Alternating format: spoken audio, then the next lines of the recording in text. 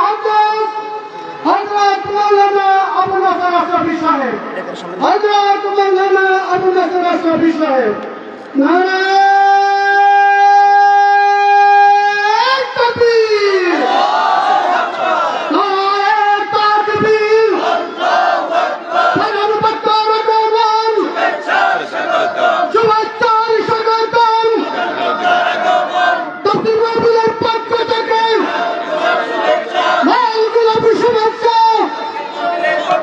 নারায়ে তাকবীর।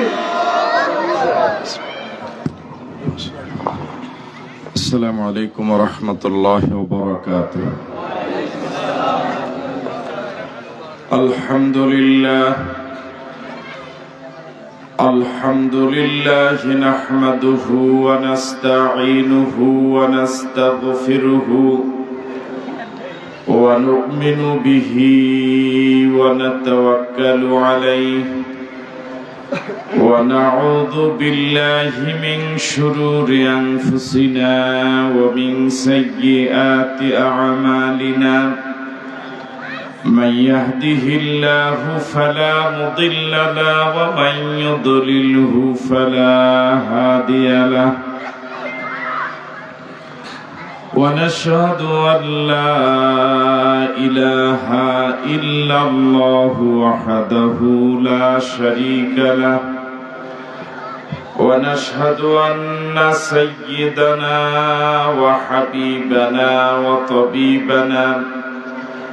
وطبيب قلوبنا ومولانا محمدا عبده ورسوله الذي أرسل رسوله بالحق بشيرا ونذيرا وداعيا إلى الله بإذنه وسراجا منيرا. فقد قال الله تعالى في كلامه المجيد وفي فرقانه الحميد. সবাই পড়ুন أعوذ بالله من الشيطان الرجيم. بسم الله الرحمن الرحيم. إن الله وملائكته يصلون على النبي يا أيها الذين آمنوا صلوا عليه وسلموا تسليما. اللهم صل على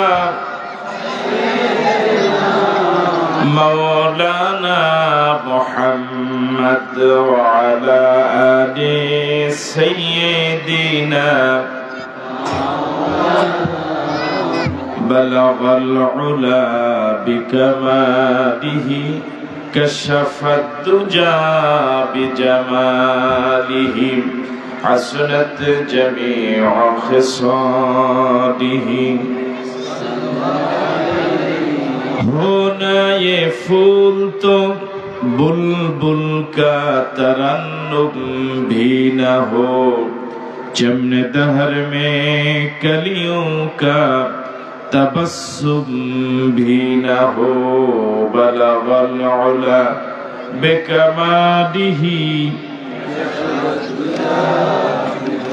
हसनत जमीउ खिसालिही.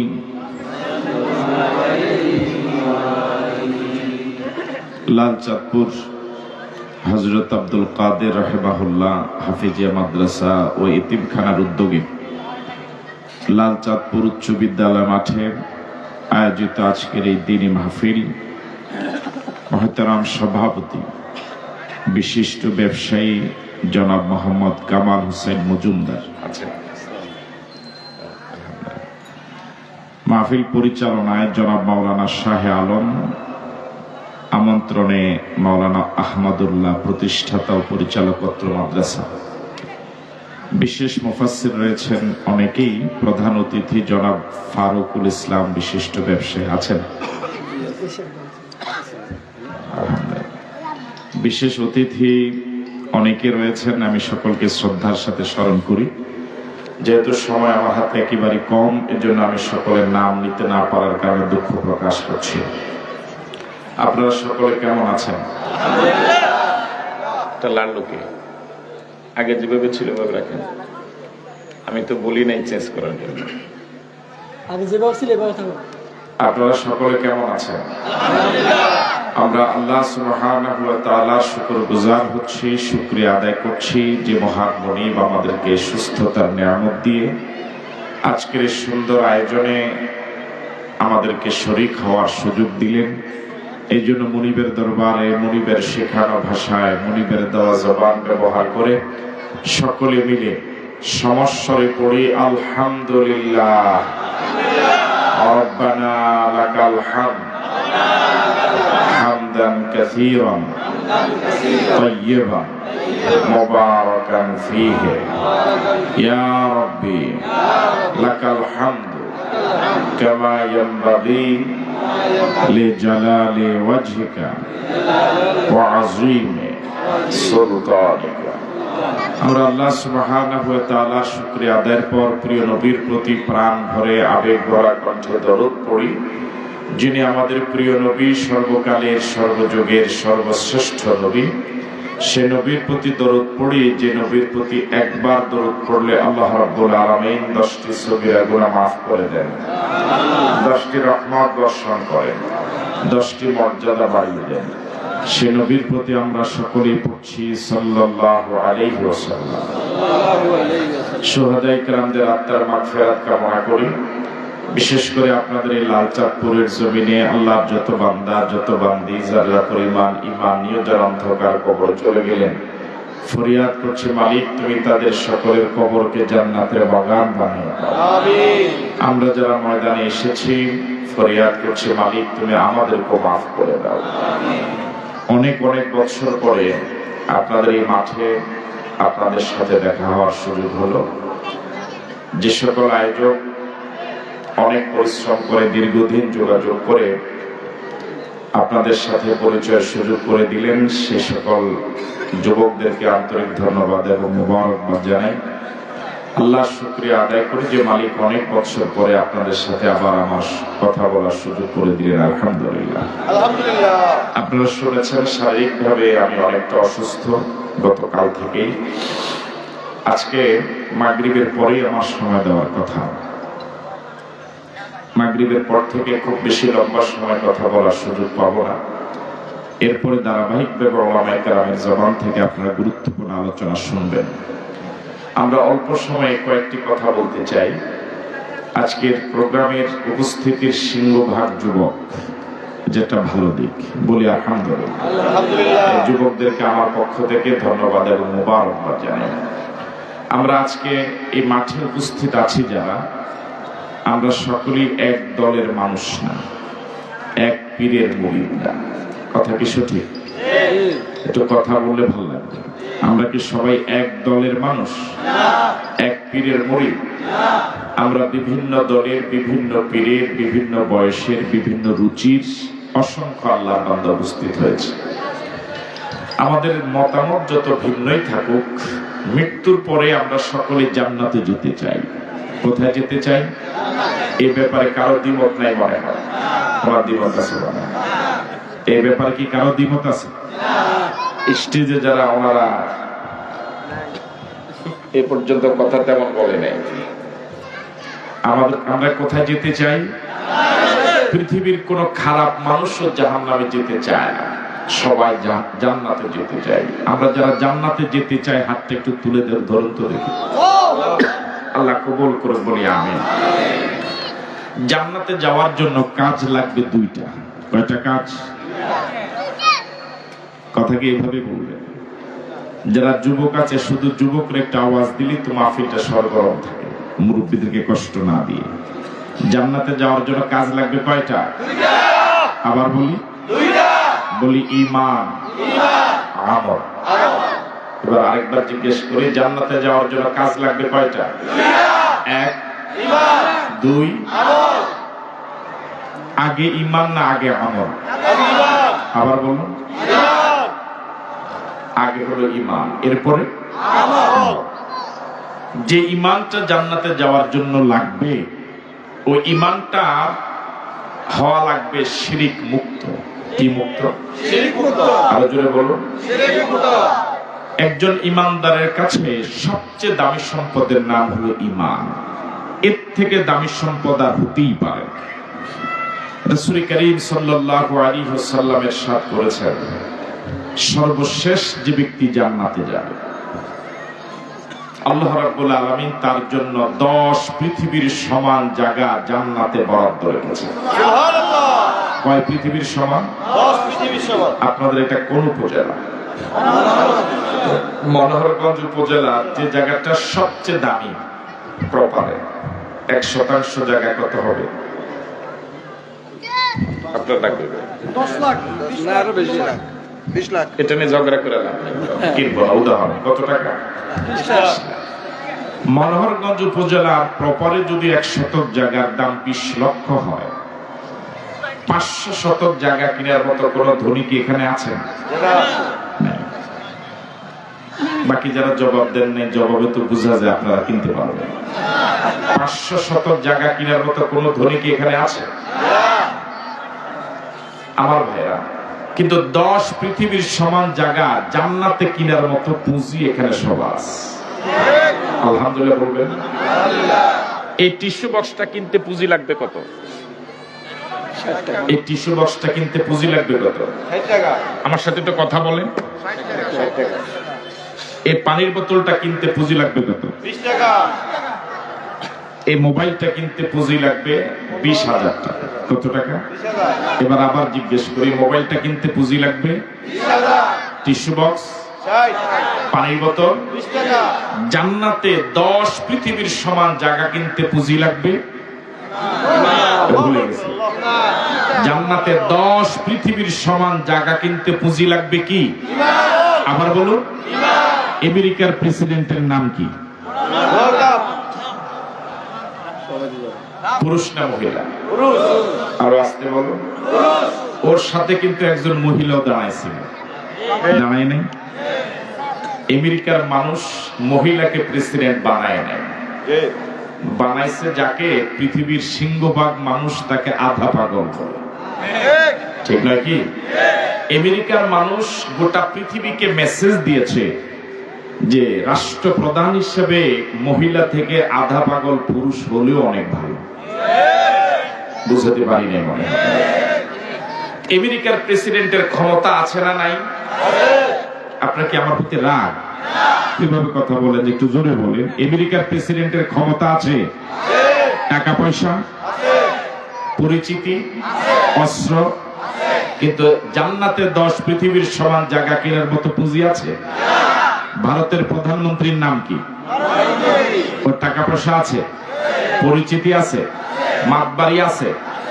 ও কি মাতবাড়ি ওর দেশে করে না আমাদের দেশে করছে? কথা বলে না কেন? যে নিজের দেশ রেখে অন্য দেশে মাতবাড়ি করে, এটাকে মাতবাড়ি বলে না ফাইজলামি বলে? আমাদের দেশে বহু বছর সে ফাইজলামি করছে। আশা করা যায় ফাইজলামির সুযোগ আপনারা আর দিবেন না। দিবেন? আমার ভাইয়েরা, আমেরিকার প্রেসিডেন্ট, ভারতের প্রধানমন্ত্রী, চীনের প্রেসিডেন্ট, রাশিয়ার প্রেসিডেন্ট, এদের অনেক দাপট, অনেক ক্ষমতা, অনেক প্রভাব, অনেক পরিচিতি, কিন্তু জান্নাতে 10 পৃথিবীর সমান জায়গা কেনার মতো পুঁজি আমার দেশের রিকশাওয়ালা, ঠেলাওয়ালা, কুলি, মজুর, গরিব মানুষ, খেটে খাওয়া মানুষ, শ্রমজীবী মানুষ, শ্রমিক মানুষ, দিন এনে দিন খায়, পেট পুরে খেতে পারে না, এত গরিব, তাকে কেউ সালাম তো দেয় না, সে সালাম দিল জবাব পায় না। এরকম গরিবও যদি কালেমা নিয়ে ঈমান নিয়ে কবর যেতে পারে, আমেরিকার প্রেসিডেন্ট ভারতের প্রধানমন্ত্রী থেকে সে দামি। আরো জোরে বলুন আল্লাহু আকবার। আমরা এখানে যারা আছি আল্লাহর মেহেরবানিতে জান্নাতে কমপক্ষে 10 পৃথিবীর সমান জায়গা কেনার মতো পুঁজি কি আছে? সে পুঁজির নাম? আরো জোরে বলুন। একজন শ্রমজীবী মানুষ সারাদিন শ্রম বিক্রি করে দিন শেষে 500 টাকা তার পকেটে আসে। 500 টাকা ইনকাম করতে একজন মানুষের যে পরিমাণ কষ্ট হয়, জান্নাতে 10 পৃথিবীর সমান জায়গা কেনার মতো যে পুঁজি আমি আপনি সংগ্রহ করেছি, এর 1000 ভাগের, কোটি ভাগের 1 ভাগও কি কষ্ট করা লেগেছে? বরং আল্লাহ রাব্বুল আলামিন দয়া করে এমন দামি সম্পদ আমাকে আপনাকে ফ্রি দিয়েছে। এই জন্য কি আলহামদুলিল্লাহ বলা যায়? যে সম্পদ যত দামি, তার পিছনে চোর এবং ডাকাতের নজর পড়ে কি পড়ে না? আরো জোরে বলুন। দুনিয়ার যে সম্পদ চুরি করে তাকে চোর বলে, যে ডাকাতি করে তাকে কি বলে? ডাকাত। একজন ইমানদারের জন্য শ্রেষ্ঠ সম্পদ হলো ইমান। এই ইমানের পিছনে কি চোর এবং ডাকাতের নজর পড়ে না? ও যুবক বলে না? পড়ে। দুনিয়ার সম্পদ যে চুরি করে তাকে চোর বলে, যে ডাকাতি করে তাকে ডাকাত বলে। ইমানদারের শ্রেষ্ঠ সম্পদ ইমান যে চুরি করে, সে যদি পীর হয় তাকে ভণ্ড পীর বলে, সে যদি নেতা হয় তাকে ভণ্ড নেতা বলে, সে যদি বক্তা হয় তাকে ভণ্ড বক্তা বলে, সে যদি আলেম হয় তাকে ভণ্ড আলেম বলে, সে যদি ইমাম হয় তাকে ভণ্ড ইমাম বলে। আমি বুঝতে পারলাম। দুর্ভাগ্যজনক হলেও সত্য, দুনিয়ার সম্পদ যে চুরি করে মানুষ তাকে চোর হিসেবে জানে, তাকে ঘৃণা করে।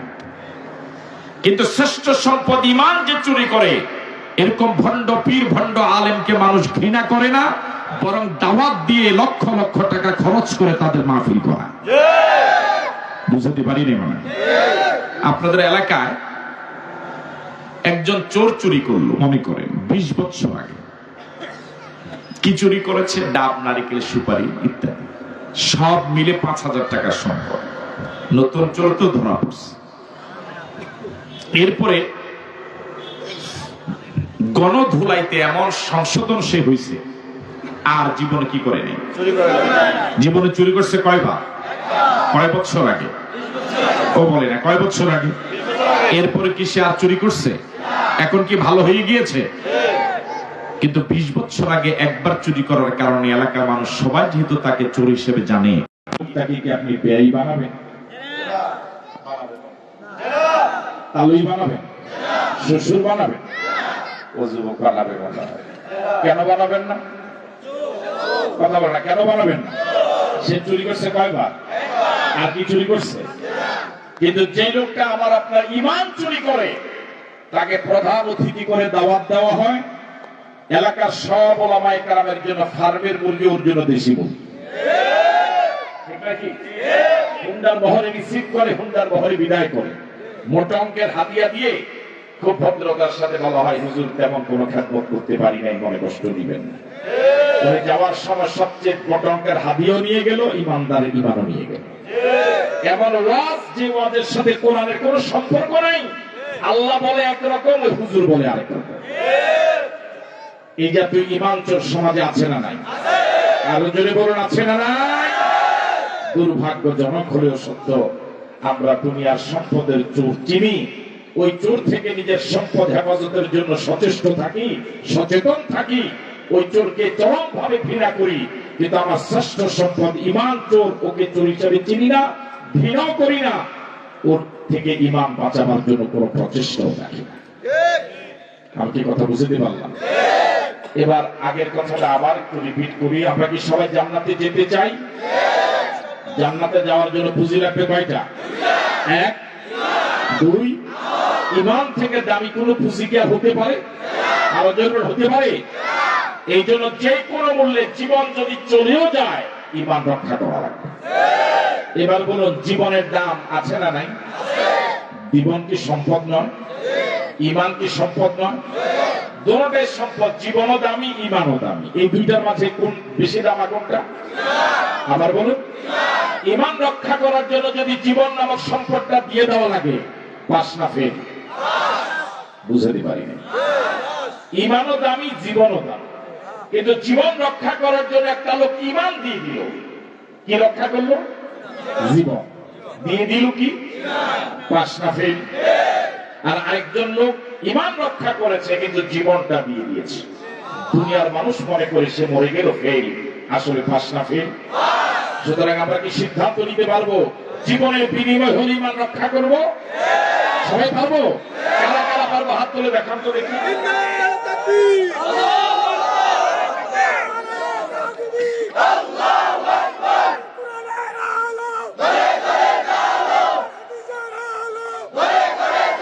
আমি আপনাদেরকে বিনয়ের সাথে আরজ করি, বিনয়ের সাথে আরজ করি, নিরপেক্ষভাবে কথাগুলো শুনুন। ইমানের জন্য সবচেয়ে ক্ষতিকর যে রোগ, সে রোগের নাম হলো শিরক। সেটার নাম কি? আরো জোরে বলুন। একটা লোক যদি একবার একটা শিরক করে, তামাম জীবনের সব ইমান কি হয়ে যায়? শিরক কয়টা করা দরকার? তাও বলে না, কয়টা করা দরকার? একটা এলাকা জ্বালিয়ে দেওয়ার জন্য কয়টা দিয়াশলার কাঠি দরকার? 10 পৃষ্ঠার একটা অঙ্কে ডবল জিরো পাওয়ার জন্য কয়টা ভুল করা দরকার? কষ্টের উজু নষ্ট হওয়ার জন্য কয়বার বাতাস যাওয়া দরকার? একবার বাতাস গেলে একটা দিয়াশলা দিয়ে একটা দেশ, একটা ভুলে গোটা 10 পৃষ্ঠার একটা অঙ্ক, একটা শিরক করলে গোটা জীবনের সব ইমান শেষ। আমি কি কথা বুঝতে পারলাম? বিশ্বাস করুন, আমাদের দেশের অশিক্ষিত মানুষ যারা, লেখাপড়া জানে না যারা, দস্তখত দিতে জানে না যারা, টিপ দেওয়ার জায়গাও যারা চিনে না, তারাও ওযু ভঙ্গের কারণ জানে, রোজা ভঙ্গের কারণ জানে। আল্লাহর কসম করে বলি, আমাদের এই দেশের অধিকাংশ শিক্ষিত মানুষের ঈমান ভঙ্গের কারণ জানে না। এই জন্য ঈমান বিরোধী অসংখ্য কাজ করার পরেও নিজেকে খাঁটি ঈমানদার বলে দাবি করে। আপনার কবরে আপনার পীর যাবে না, যাবে? আরো আসতে বলেন, যাবে? দল যাবে? নেতা যাবে? আপনার কবরে আপনাকে যাওয়া লাগবে, আপনার নেক আমল নিয়ে যাওয়া লাগবে। ঠিক আছে কথা? শিরক কাকে বলে? দীর্ঘ আলোচনা, সংক্ষেপে যদি একটা উদাহরণ দিচ্ছি। আমার আল্লাহর জন্য যে গুণটা খাস, এটা মাখলুকের জন্য সাব্যস্ত করা, এটার নাম কি? আরো জোরে বলুন। যেমন সিজদা পাওয়ার একমাত্র হকদার কে? আরো আসতে বলুন, কে? আল্লাহ ছাড়াই কপাল, এই মাথা কারোর সামনে নত করা জায়েজ নাই, হারাম, হারাম এবং হারাম। ঠিক আছে কথা? তাহলে সিজদা পাওয়ার একমাত্র দাবিদার, একমাত্র হকদার আল্লাহর। কোন বান্দা, কোন বান্দি যদি আল্লাহকে সিজদা দেয়, এর নাম ঈমান, এর নাম ঈমান। কেউ যদি আল্লাহ ছাড়া গায়রুল্লাহকে সিজদা দেয়, এর নাম শিরক, এটার নাম কি? এখন আমাদের দেশে গায়রুল্লাহকে সিজদা দেওয়ার মতো লোক সমাজে আছে না নাই? আপনাদের এলাকা নেই? আছে। কি দুর্ভাগ্যজনক হলো সত্য কথা, ওরা জীবিত থাকতে মা বাবাকে টাকা পয়সা না দিয়ে দেয় পীরের হাতে, আর মরার পরে পীরের মাজার সিজদা দেয়। যেই সিজদা পাওয়ার কথা ছিল আল্লাহ, ওটা দেয়। আমি বুঝাতে পারি না বাবা, যে সিজদা পাওয়ার কথা কে? ওটা দেয় মাজার। আর যে টাকা পয়সা, সন্তানের টাকা পয়সার হকদার হলেন মা বাবা, ওটা মা বাবাকে না দিয়া দেয় কারে? তাহলে পীরের জিন্দা থাকতেও লাভ, পীরের ভণ্ড পীর যারা জিন্দা থাকতেও লাভ, জিন্দা থাকতে কি লাভ? আমার ভাইয়েরা, কোন পীরকে আপনি টাকা ছাড়া সন্তুষ্ট করতে পারবেন না। এদের সরকারি পীর মাশায়েখের দেশ, আলেম ওলামার দেশ, শাহজালাল শাহপরানের দেশ। আমরা হক্কানি পীর মাশায়েখকে শ্রদ্ধা করি, সম্মান করি, ইজ্জত করি, কোন সন্দেহ নাই, কিন্তু ভণ্ডদের বিরোধিতা করি। এই ভণ্ড পীরেরা, এই ভণ্ড আলেমেরা, ভণ্ড বক্তারা দেশের লক্ষ কোটি কোটি ইমানদার ইমানকে নষ্ট করছে। ওরা ইমানদারের শত্রু, ওরা জাতির শত্রু। সেটা কি? কাউকে আপনি টাকা ছাড়া খুশি করতে পারবেন না। আমাকে যদি এখানে বলা হতো যে আসলামী সাহেব যাবেন অনেক বছর পরে, এখানে আপনার অনেক পরিচিত আপনজন আছে, 1 ঘন্টা আলোচনা করে আসবেন, কোনো হাদিয়া দেব না, আমি কি আসতাম? কাউকে খুশি করা যাবে না টাকা ছাড়া। এই ভণ্ড পীররা কি কখনো বলেছে তোমার মা বাবার খেদমত করো কিনা? একজন সন্তানের জন্য সবচেয়ে বড় পীর হলো তার মা এবং বাবা। ঠিক নয় কি? মা বাবার দোয়া সন্তানের জন্য কবুল হওয়ার গ্যারান্টি রয়েছে, মা বাবার বদদোয়া সন্তানের জন্য কবুল হওয়ার গ্যারান্টি রয়েছে। মা বাবা দোয়া করলেও কবুল, বদদোয়া দিলেও। এছাড়া পৃথিবীর কোন আলেম, কোন পীর, কোন বুজুর্গ দোয়া করলে কবুল হবে এরকম কোনো গ্যারান্টি নাই। 50-50 দোয়া কবুল হতেও পারে। যে জায়গায় দোয়া কবুল হওয়ার কোনো গ্যারান্টি নাই, সে জায়গায় গরু, ছাগল, হাঁস, মুরগি, আর কি কইছে, মোষ, আর যে জায়গায় দোয়া কবুল হওয়ার গ্যারান্টি রয়েছে 100 ওই মা বাবা কত অসুখ ভোগ করে এক পাতা প্যারাসিটামল ট্যাবলেটও পায় না, ঠিক নয় কি? এর থেকে কপাল পোড়া বদনসিব কার হতে পারে? এই ভণ্ড পীরেরা, এই ভণ্ড বক্তারা, এই ভণ্ডরা এই মুরিদের পকেট ডাকাতি করে, ওরা বাড়িতে অট্টালিকা বানায়, আর যে মুরিদ, যে গরিব, সে গরিব। কথা বলে না? এই পীরদের যদি টাকা জমানো টাকাগুলোর অন্তত যাকাতটা এলাকা বন্টন করা হতো, পীরদের এলাকা কোন গরিব থাকতো না।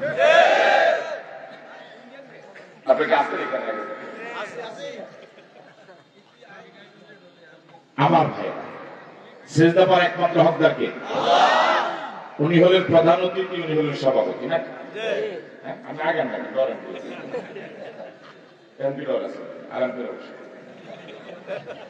সভাপতি সাহেব আমার সাথে মোসাফা করে দিয়েছে 5,000 টাকা, দেওয়া লাগবে না, উনি মোসাফা করে দিয়েছে আমাকে 50,000 টাকা। আমি কোনটাতে বসে বসেছি? হ্যাঁ, কথা বলে নাকি সঠিক নয়? যে মুরিদ পিসাবকে আপনার অনেক মোটা অঙ্কের হাতিয়া দিয়ে মুসাফা করেছে, দোয়া করার জন্য বলেছেন, তখন দোয়া এমন ভাবে উনি করবে যে একদম জিন্দা জান্নাতে ঢুকে দিবে।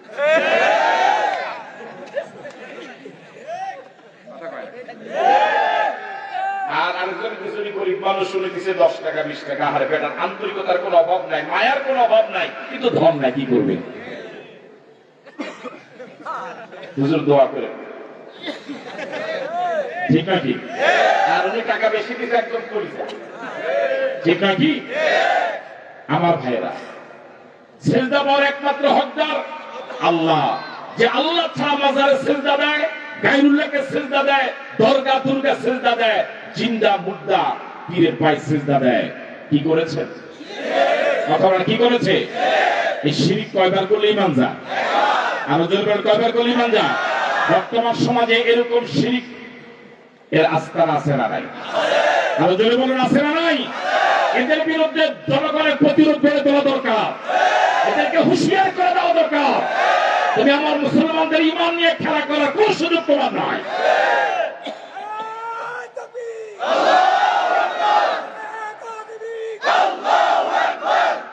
লেখা নাই, পড়া নাই,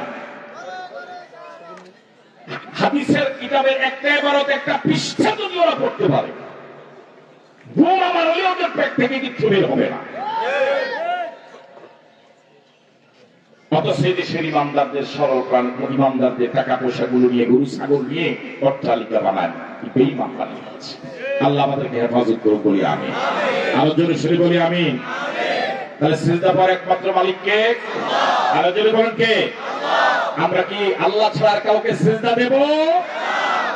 যে সকল ভাইয়ের আলোচনা শুনছেন, মাইকের সুবাদে বিনয়ের সাথে আলোচ করি, আল্লাহ যে আপনাকে বিবেকটা দিয়েছেন, বিবেকটা দিয়ে আপনি নিজেকে একটু প্রশ্ন করেন, কেন আপনি পীরের পায়ে সিজদা দিবেন? কেন মাজার সিজদা দিবেন? উনি যদি আল্লাহর খাস বান্দা হয়ে থাকে, ওনার জন্য দোয়া করেন, ওনাকে সম্মান করেন, ওনাকে ইজ্জত করেন, কিন্তু উনি তো সিজদা পাওয়ার হকদার নয়। ঠিক আছে কথা? আমরা কি পীর মাশায়েখের বিরোধিতা করলাম? আমরা হক্কানি পীর মাশায়েখের পক্ষে, কিন্তু ভণ্ডদের বিরোধিতা। আল্লাহ আমাদের ঈমানকে হেফাজত করুন, বলি আমিন। জান্নাতে যাওয়ার জন্য দ্বিতীয় যে কাজটা লাগবে, সেটার নাম হলো আমল। সেটার নাম কি? আরো জোরে বলো, সেটার নাম কি? ঈমানটা যেভাবে হওয়া লাগবে শিরক মুক্ত, আমলটা হওয়া লাগবে বেদাত মুক্ত। কি মুক্ত? ঈমানের জন্য যেভাবে চরম শত্রু একটা রোগ রয়েছে, তার নাম হলো শিরক। আমলের জন্য একটা চরম শত্রু রয়েছে, একটা বড় মাপের রোগ রয়েছে, এটার নাম হলো বেদাত। এটার নাম কি? এবার বলুন তো, শিরক কার শত্রু? আরো জোরে বলুন, বেদাত কার শত্রু? তাহলে জান্নাতে যাওয়ার জন্য শিরক মুক্ত ঈমান লাগবে, বেদাত মুক্ত। এবার সবাই বলুন, জান্নাতে যাওয়ার জন্য কাজ লাগবে কয়টা? এক, শিরক মুক্ত ঈমান। কি মুক্ত ঈমান? দুই, রাসূল করিম সাল্লাল্লাহু আলাইহি ওয়াসাল্লাম কিয়ামতের আলামত বলে গিয়েছেন অনেকগুলো।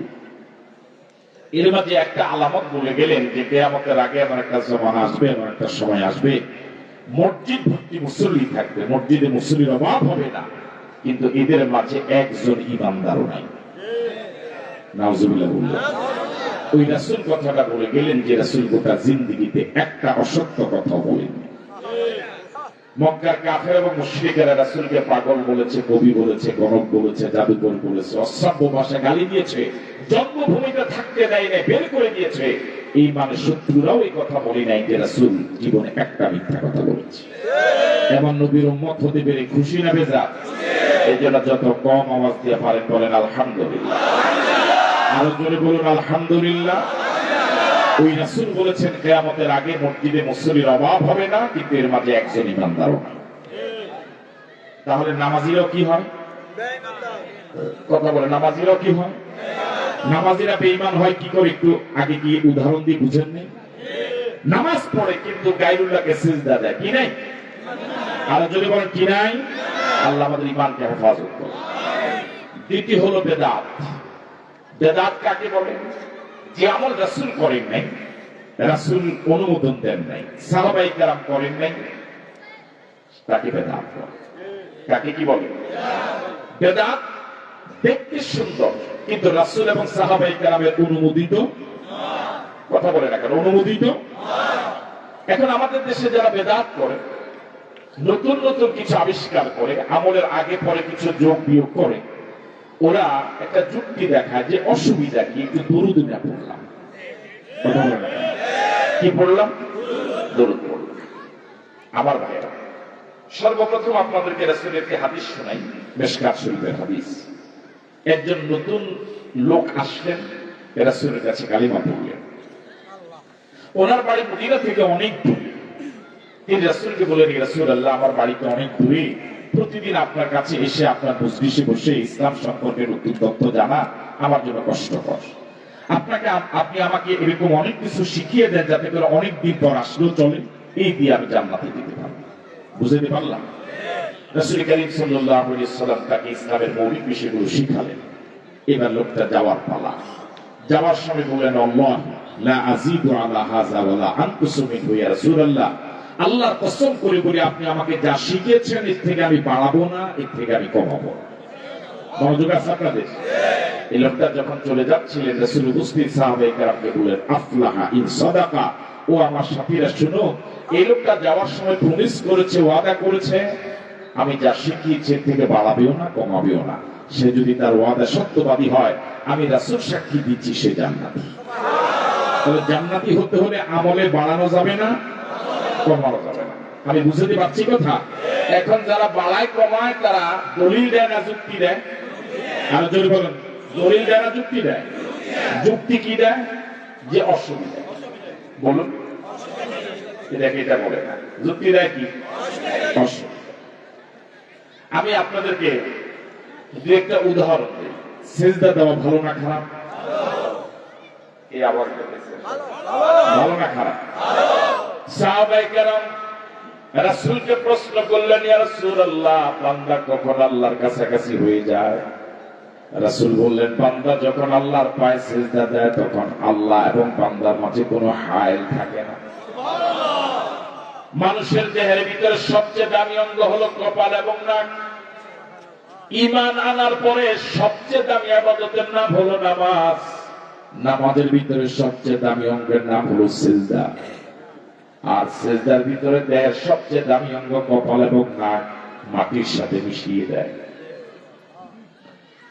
প্রতি রাকাতে সিজদা কয়টা? দুইটা। সবাই বলেন সিজদা যাওয়ার সময় পড়ি আল্লাহু আকবার, যাওয়ার পরে পড়ি সুবহান রাব্বিয়াল আলা, সুবহান রাব্বিয়াল আলা, সুবহান রাব্বিয়াল আলা। আবার যখন মাথা উঠাই কি পড়ি? আল্লাহু আকবার। এখানে কি একটা কাজও খারাপ আছে? একটা কথাও কি খারাপ আছে? এখন সভাপতি সাহেব চিন্তা করলেন, উদাহরণ দিলে খেলে আপনাদের দিকে পড়ে যাবে। উনি এখন চিন্তা করলেন সিজদা এত ভালো, আল্লাহর কাছাকাছি হওয়া যায়, আমি অবসর মানুষ, প্রতি রাকাতে 2 টাকা না 3টা করে সিজদা দিয়ে দিব। এটা কি নামাজ হবে না ফাইজলামি হবে? এটা কি ইবাদত হবে না ফাইজলামি হবে? উনি দিলেন সিজদা, ফাইজলামি হবে কেন? যেহেতু এই 3টা সিজদা প্রতি রাকাতে এটা রাসূলের অনুমোদন নাই। ঠিক আছে কথা? তাহলে ভালো হলেই ভালো নয় যদি তাতে রাসূলের সাপোর্ট। এখন আপনার পীর ভাই তো পালায়, তো অসুবিধা কি? তাহলে সব ভালো কি নয়? সব ভালো। নফল নামাজ ভালো না খারাপ? আরো জোরে বলুন। হাসরের ময়দানে সর্বপ্রথম নামাজের হিসাব হবে। একজন ব্যক্তির এমন পাওয়া যাবে তার ফরজ নামাজ অনেক ঘাটতি আছে, আল্লাহর কাছে বলা হবে, যদিও আল্লাহ জানেন, আল্লাহ রাব্বুল আলামিন চান তার সব বান্দাই জান্নাতে যাক। ফেরেশতাদেরকে প্রশ্ন করে জানতে চাইবেন, আমার যে বান্দার আমলনামায় ফরজ নামাজের ঘাটতি পাওয়া গেল, তার আমলনামায় কোনো নফল নামাজ আছে কিনা? ফেরেশতারা জবাব দিবেন, রব্বুল আলামিন তার জীবনে অনেক নফল নামাজ আছে। আল্লাহ রাব্বুল আলামিন এবার বলবেন, আমার এই বান্দার নফল নামাজগুলোকে ফরজের সমান মর্যাদা দিয়া ফরজের ঘাটতি পূরণ করে তাকে জান্নাত দিয়া দাও। হাসরের ময়দানে কঠিন বিপদের দিনে নফল নামাজগুলো এমন বিশাল উপকারে আসবে, কোনো সন্দেহ নাই। আপনাদের এখানে ঈদের নামাজ হয় কোথায়? এটা এখানে মাদ্রাসা মাঠে ঈদের নামাজ। আগামী রমাদানের ঈদ ঘোষণা হলো সকাল 9টায়। কয়টা? উদাহরণ দিচ্ছি, প্রধান অতিথি চলে গেলেন সকাল 8টায়। কয়টা? ইমাম সাহেব আলোচনা শুরু করবেন 8:30টায়। উনি চিন্তা করলেন 8টা থেকে 8:30টায় আধা ঘন্টা অন্তত আমি অবসর, বসে থেকে লাভ কি? আশরাফি সাহেব বলেছেন নফল নামাজের অনেক সওয়াব পরকালে পাওয়া যাবে, এই আধা ঘন্টায় তো কয়েক রাকাত নফল নামাজ পড়া যাবে। এ কথা বলে না, ঠিক নয়? উনি এবার ঈদের মাঠে ঈদের নামাজের আগে কি শুরু করে দিল? এই 30 মিনিটে অন্তত 10 রাকাত তো ভালোভাবে পড়া যাবে। তাহলে ইমাম সাহেব সহ ঈদগাহ মাঠে যতজন মুসল্লি ছিল সবাই পড়ছে কয় রাকাত? যুবকরা গেছে কেমন এখন? কয় রাকাত? আর প্রধান অতিথি পড়ছে 12 রাকাত। তখন 2 সবাই কয় রাকাত? 12 রাকাত। ওনার আগের 10 রাকাত নামাজ হয়েছে তো? কেন হয় না? তো নামাজে পড়বে। ঈদের দিনে ঈদের মাঠে ঈদের নামাজের আগে কোনো নামাজ নাই। ওরে কথা বলে না কেন? ঈদের দিনে ঈদের মাঠে ঈদের নামাজের আগে কোনো নামাজ। সুতরাং উনি যেটা পড়ছে এটা নাম বেদাত। এটা কি শরীয়তের অনুমোদন আছে? রাসূলের অনুমোদন আছে? উনি যেটা বললো, এখন যদি ওনারা আমি বলি যে আপনি যে নামাজটা পড়লেন, তখন ওনার জন্য স্বাস্থ্য আমাকে একটু ভালো মোটামুটি আছে, আমি নামাজ পড়লাম, আপনি বিরোধিতা করেন কেন? এখন ফিরন দরকার আছে? কথা কয় না কেন? উনি বললো আমি নামাজ না পড়লে অসুবিধা কি? দলিল দিল কি? আপনার গেছেন কেমন? এখন দলিল দিল কি? এমন সময় যদি কানে আর গালে 2টা দিয়া এরপর উনি যদি তো মানলেন কে, তো আমরা বলতে অসুবিধা কি? দিলাম না। আমি কি কথা বুঝতে পারলাম? এখন আমাদের দেশে যারা বেদাত করে আটকা কিছু পড়িয়ালা নবীর দুরূদ ইয়ানা লাগায় হিয়ানো লাগায়, মায়া মায়া। এবার বলুন তো দেখি, এই অসুবিধা কি? এই দলিল দিয়া কি শরীয়তে কিছু বাড়ানো কমানোর সুযোগ আছে? তাহলে ভালো হলেই ভালো নয় যদি তাদের রাসূলের সাপোর্ট। আমি আর কিভাবে বুঝবো? আপনাদের এলাকার দরবারি আছে নি? দরবারি দরবারিরা ভালো আছে, খারাপও আছে। দরবারিদের একটা খাসিয়ত হলো 2 ভাই এবং 2 পার্টির ভিতরে ঝগড়া যত লাগায় রাখবে তত তাদের সুবিধা। কথা বলে না? দরবারিরা একটা মামলা একদিনে মিট করতে পারে, এক বৈঠকে মিট করতে পারে, কিন্তু এটা তো অন্তত 5 বার কি দিবে? ডেট দিবে। যতবার ডেট দিবে তত 1000 করে পকেটে আসে। এই আমাদের হুজুরদের ভিতরে এরকম কিছু পাটপার আছে, ওরা এই ধর্মীয় ফিতনাগুলো লাগাইয়া, ধর্মীয় ফিতনা যত লাগাইবো মসজিদ তত ভাগ হইব, মাহফিল তত বাড়বে। কথা বলে না? মাহফিল যত বাড়ে তত আপনি দাওয়াত দিবেন, আমার দিবেন, আমার মাহফিল তো আপনি দাওয়াত দিবেন, তো মাহফিলে কারা দাওয়াত? লাভ কার? আর দরবারিদের মধ্যে দরবারিরা যত ভাগাভাগি করবে তত লাভ, আর মাহফিল যত বাড়াবে তত লাভ। আমি কি কথা বুঝতে পারলাম আমার ভাইয়েরা?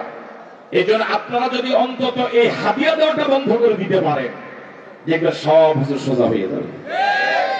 এখন আমরা এরকম জোর গলা কথা বলি কিসের গরমে? কথা বলে না, কিসের গরমে? যদি বিভিন্ন মাহফিলে এরকম গরু ছাগল হাঁস মুরগি দেওয়া বন্ধ হয়ে যায়, যে হুজুর ফ্রি মুরিদ বানান, কোন ফিস আবার পীর করবে না। কথা কয় না? আচ্ছা, পীর মানে তো আল্লাহর ওলি। পীর মানে কি? আল্লাহর ওলি। এই ভাই একটু আগে সঙ্গীত গাইছে, আমি সঙ্গীত গাইছি। এখন উনি পীর, ওনার বড় ছেলে আল্লাহর ওলি হতেই পারবে না উনি মরা ছাড়া। সুবহানাল্লাহ কই না? বুঝেন না মনে কথা? যতক্ষণ উনি জীবিত ততক্ষণ ওনার বড় ছেলে কি না আল্লাহর ওলি না। উনি সকাল 10টা মারা গেছে, 10টা 1 মিনিটে হের বড় ছেলে আল্লাহর ওলি। কথা কয় না? এই জন্য আমার মনে হয় পীরের ছেলেরা সবাই দোয়া করে বাপে তাড়াতাড়ি মরে না। যত তাড়াতাড়ি মরবো তত তাড়াতাড়ি আমি আল্লাহর ওলি হয়ে যাবো। এরকম কোন সিস্টেম কি ইসলামে আছে? হ্যাঁ। আবার আরেকটা কথা, উনি সারা দেশে মুরিদ বানায়, ওনার বউ কিন্তু ওনার হাতে মুরিদ হয়নি।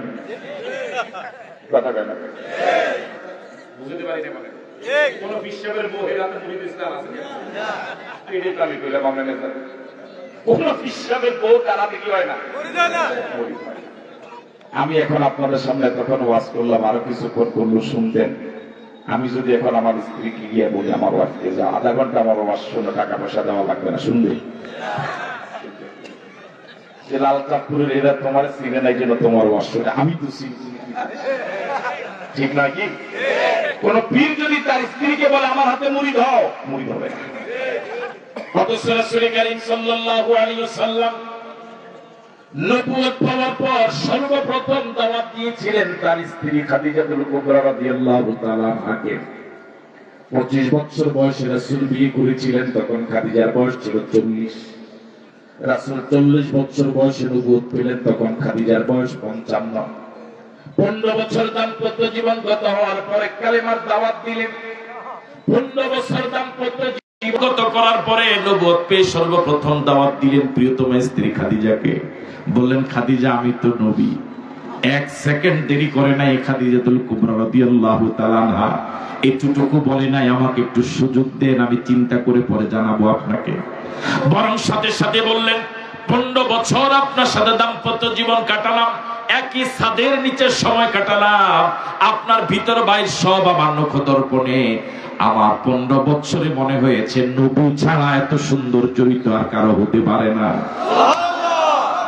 স্ত্রী তো স্বামীর জন্য জীবন দিতে পারে, স্ত্রী তো স্বামীকে জীবন দিয়ে ভালোবাসতে পারে, স্ত্রীর স্বামীকে নবী হিসেবে মেনে নেওয়া তো সহজ নয়।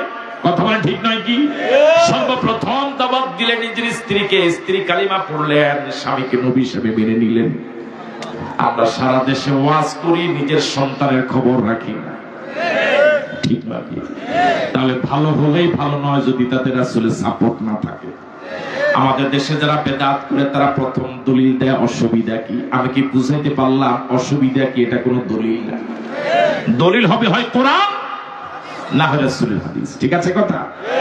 তারা দ্বিতীয় দলিল দেয় যে আশরাফিকে দাওয়াত দিলেন, উনি বলে গেল শুধু এটা বেদাত, এটা বেদাত, এটা বেদাত। আশরাফি কি বুঝে? আমাদের ওই বড় হুজুর কি আশরাফি থেকে কম বুঝিনি?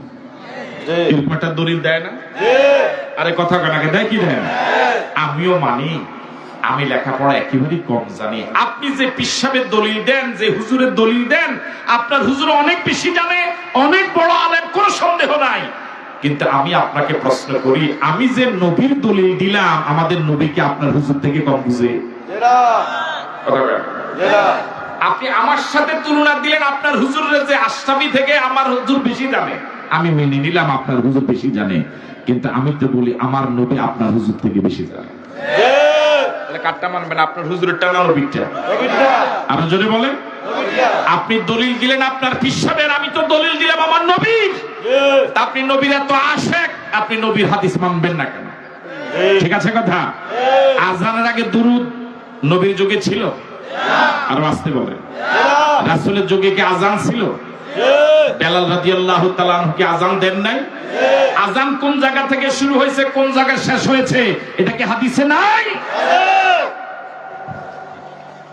এখন আজকে সভাপতি টাকার গরমে উনি বলে যে না, আজান আগে কি পড়া লাগবে? দুরূদ পড়া লাগবে। এখন উনি প্রথম দলিল দেয় যে অসুবিধা কি, নবীর একটু দুরূদ পড়লাম। খারাপ। এই দলিল দিয়ে কি আজান আগে দুরূদ চালু করা যাবে? উনি নবীর আজানকে যে খণ্ডিত করলো, বাড়ালো কমালো, উনি কি নবীরে মানছে?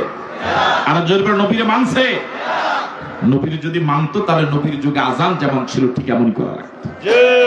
আমি আপনাদেরকে আর সময় না বাড়িয়ে এভাবে বলতে চাই, আমাদের মুসলমানদের ঐক্যকে বিনষ্ট করার জন্য, ঈমানকে নষ্ট করার জন্য বিধর্মীদের চক্র আমাদের ভিতরে ঢুকে আমাদের মুসলমানদের এই আন্তরিক বন্ধনকে বিনষ্ট করছে, আমাদের ঈমানকে বিনষ্ট করছে। আসুন এই দলাদলি বন্ধ করে কোরআন সুন্নাহ অনুযায়ী আমল করার চেষ্টা করি। আল্লাহ তৌফিক দান করে বলি আমিন। আমরা জোরে সোরে বলি আমিন। আমাদের কথা একটাই থাকবে, যদি কোরআন সুন্নাতে থাকে, বাংলাদেশের যদি কোনো হুজুরে নাও আমল করে আমি করব, আর যদি কোরআন সুন্নায় না থাকে তাহলে সবাই আমল করলো, আমি এটা করব না। ঠিক আছে কথা? আল্লাহ আমাদের বুঝার তৌফিক দান করে বলি আমিন। আরো জোরে সোরে বলি আমিন। তাহলে আমরা কি সবাই জান্নাতে যেতে চাই? সবাই কি জান্নাতে যেতে চাই? জান্নাতে যাওয়ার জন্য কাজ লাগবে কয়টা? এক, ঈমানটা কি মুক্ত হওয়া লাগবে? দ্বিতীয় লাগবে আমলটা কি মুক্ত হওয়া লাগবে? তাহলে শিরক মুক্ত ঈমান, বেদাত মুক্ত আমল, এই দুইটার ক্ষেত্রে কোনো কম্প্রোমাইজ নেই। আল্লাহ আমাদের কবুল করুক বলি আমিন। আমি এই অল্প সময়ে অগোছানো কথাগুলো খুব তাড়াহুড়ো করে বলা লাগলো সময়ের স্বল্পতার কারণে। বেঁচে থাকলে ইনশাআল্লাহ দেখা হবে কোনো ময়দানে। আয়োজকদেরকে ধন্যবাদ, আপনাদেরকে মোবারকবাদ জানিয়ে আবারও দেখা হবে সে প্রত্যাশা রেখে সকল কাছে দোয়া চেয়ে সকলের জন্য দোয়া করে বিদায় নিচ্ছি। আপনাদের এখানে একটি এতিমখানা রয়েছে, এটাকে আপনারা জানেন? একটু একটা মিনিট আমাকে একটু সময় দেন। এখানে একটি এতিমখানা রয়েছে, এটাকে আপনারা জানেন? এতিমদের সহযোগিতার জন্য সকলে একটু পকেটে হাত দেন, সকলে নিজের পকেটে, অন্যের পকেটে না। এতিমদের সহযোগিতার জন্য প্রত্যেকে যে যতটুকু পারেন এতিমদের জন্য আল্লাহর হস্তে। যুবকরা একটু দাঁড়ান কষ্ট করে, স্বেচ্ছাসেবক যারা আছেন একটু দাঁড়ান কষ্ট করে। আমি একজন ভাইকেও মাহরুম হতে বলবো না, সকলে সহযোগিতা করবে। সহযোগিতা করতে রাজি আছেন তো? এবার কারা কারা সহযোগিতা করবেন হাত তোলেন তো দেখি। বলেন বিসমিল্লাহির রহমানির রহিম। দেখছেন হাত তুলে না? দেখছেন? বলেন বিসমিল্লাহির রহমানির রহিম। এবার হাত পকেটে ঢুকান, পকেটে ঢুকে এবার যতটুকু পারেন ততটুকু সহযোগিতা করেন। স্টেজে একজন ভাই কালেকশন করেন।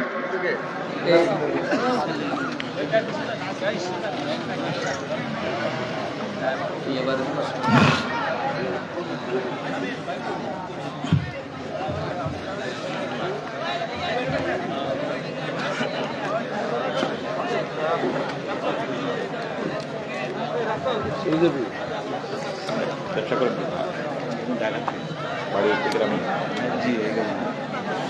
কিসের ব্যবসা? আপনার গ্রামের চাই?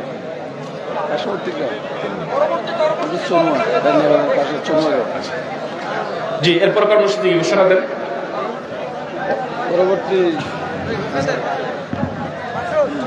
সম্মানিত তৌহিদি জনতা, আমাদের পরবর্তী আলোচক বৃন্দ আমাদের মধ্যে রয়েছেন লাল ছাত্র ঈদগাহের সম্মানিত ইমাম সাহেব হুজুর, আমাদের আজকের মাহফিলের দোয়াগীর হযরত মাওলানা হেদায়েতুল্লাহ সাহেব আমাদের মাঝে এসে উপস্থিত হয়েছেন এবং মুফতি সৈয়দ মুফতি আব্দুল